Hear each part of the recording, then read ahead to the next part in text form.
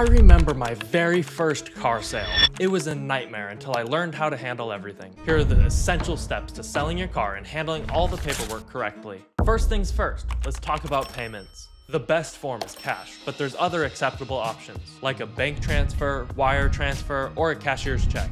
To confirm it's legit, you can go with the buyer to their bank and watch them withdraw it. You also can use PayPal Friends and Family, which allows up to $20,000, or Venmo Friends and Family, which has a $3,000 max. These methods are non-refundable, unlike many others that can be reversed after being sent. Once you've agreed to the sale, give the buyer everything related to the car. This includes spare keys, parts, and any paperwork you have. Make sure to include your insurance, registration, and the smog. Also, it's fine to show them or even let them take a picture of your driver's license if they ask. When it comes to signing the title, you date and sign it in these two places, as well as put the current mileage here. Then, trade the title for the money. Now, watch the buyer date and sign it here. The car is now theirs and the transaction is complete. If they refuse to sign any part of it for any reason, they're likely planning on flipping your car. I've personally had buyers who tried to get away without signing the title. Making sure they did saved me from potential legal issues. There's a release of liability form attached to the title. Have the buyer fill out their name and information.